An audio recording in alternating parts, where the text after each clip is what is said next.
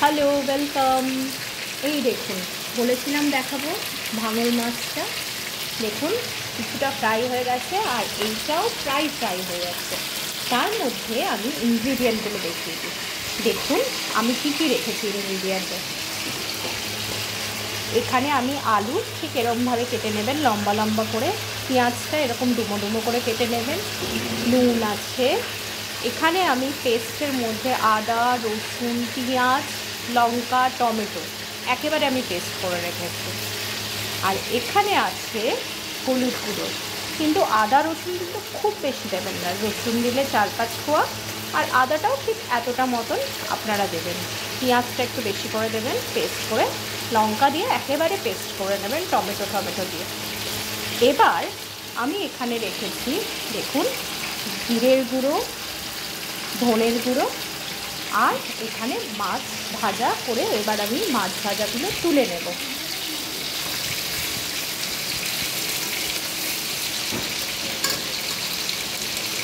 খুন্তি খুব গরম হয়ে গেছে, যেহেতু আমি কড়াই ওপরেই খুন্তিটা রেখেছিলাম।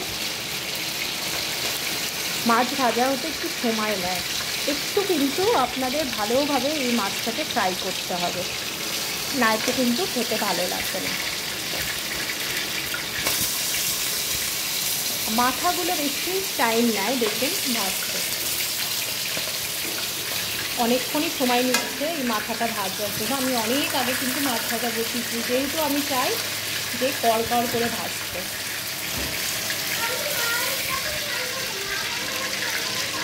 আচ্ছা, এইবার হলো আমি মাছগুলোকে সব তুলে নিচ্ছি। দেখুন মাছগুলো সব তুলে নিতে হবে।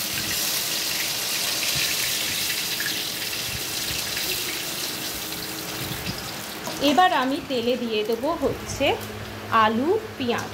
ফার্স্টে পেঁয়াজ দেব, আগে একটু গোটা জিরে,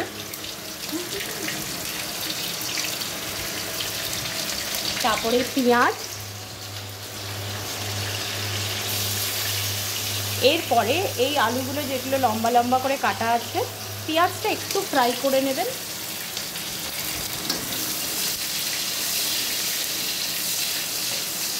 দেখুন একটু ফ্রাই হয়ে গেলে আমি কি করব, এর মধ্যে আলুগুলো দিয়ে দেব। আলু আর পেঁয়াজ একসঙ্গেই ফ্রাই হতে থাকবে। তাহলে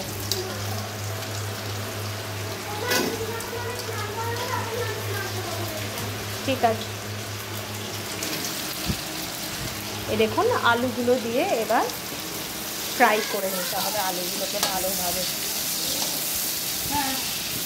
আমি কিন্তু ভালোভাবে ফ্রাই করে নেবো এটাকে। দরকার হলে আপনারা একটুখানি ঢেকে ফ্রাই করবেন। এর মধ্যে আমি কিন্তু নুন দিয়ে দেবো। আমি যেহেতু মাছে নুন দিয়েছি, নুনের পরিমাণটা একটু ঠিকঠাক দেবেন, বেশি দেবেন না। কিন্তু অবভিয়াসলি আপনাদের টেস্টের মতন আপনারা যদি বেশি নুন খান একটু বেশি দেবেন, কারণ এটা কিন্তু ঝাল হচ্ছে। তো আমি বেশি নুন আগের থেকে দিয়ে দিচ্ছি না, পরে টেস্ট করে দেখে আবার দেবো দরকার হলে।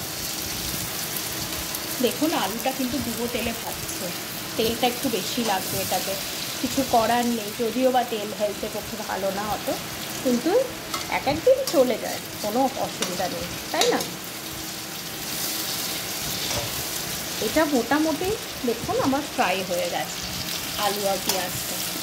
আমি কিন্তু আঁচটা জোরেই রেখেছি, কমিয়ে দিনে আমি ছোটো গ্যাসটায় বসিয়েছি, ছোটো বার্নারটায় বসিয়েছি। তো এটা মোটামুটি ফ্রাই হয়ে গেছে। আমি কি করব, এটা ফ্রাই হয়ে গেছে যেহেতু, আমি যে পেস্টটা করে রেখেছিলাম এটা এবার এর মধ্যে ঢেলে দেবো। এটা কিন্তু কী কী আছে আমি আবার মনে করিয়ে দিই। আদা, রসুন, তারপরে আছে লঙ্কা আর টমেটো, একেবারে আমি পেস্ট করে নিয়েছি। এবার এইটাকে কিন্তু আপনাদের ভালোভাবে কষতে হবে। এর মধ্যেই আমি জিরের গুঁড়ো পরিমাণ মতন দেবেন, আর ধনের গুঁড়ো এটাও কিন্তু পরিমাণ মতন আমি দিচ্ছি। দেখুন এবার এটাকে কষাতে থাকবে। অল্প একটু হলুদ দেব, এবার এটাকে ভালোভাবে কষে যখন মোটামুটি এটা মশলাটার গন্ধটা ছেড়ে যাবে, মানে গন্ধটা আর বেরোবে না, আদা বা রসুনের কাঁচা যে গন্ধটা বেরোবে না, তখন আমি অল্প একটুখানি জল দিয়ে দেবো। এটা কিন্তু হতে থাকবে অনেকক্ষণ, ঠিক আছে? কষতে গেলে কিন্তু অনেক সময় লাগে, আর আপনারা কিন্তু ভালোভাবে কষবেন, কেননা এর মধ্যে কিন্তু আদা রসুনের পেস্ট আছে। তো আমি ভালোভাবে এটাকে কষে নেব আগে। দেখুন, এবার যে মিক্সিতে যে আদা রসুনটা লেগেছিলো, আমি এটাকে একটুখানি জল দিয়েছি, একটু নাড়িয়ে নেবেন, তাহলে ঢাকনার যে আদা রসুনটা লেগে আছে সেটাও এই জলের মধ্যে হয়ে যাবে। আমি একটু জল দিয়ে দিলাম, কষার জন্য আমি কিন্তু জল দিয়েছি। এবার এটাকে আপনি ঢেকে রাখতে পারেন।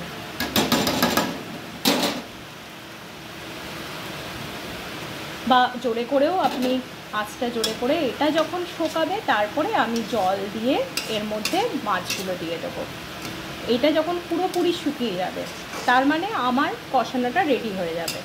তারপরে আমি এর মধ্যে জল দিয়ে তারপরে মাছগুলো দিয়ে দেবো। দেখুন এখনও কিন্তু জল জল আছে, তা এটা পুরোটা শোকাক, তারপরে আমি মাছগুলো দিয়ে আপনাদের ফাইনাল রেজাল্ট আমার শর্ট রিলসে দেখাবো। Bye bye.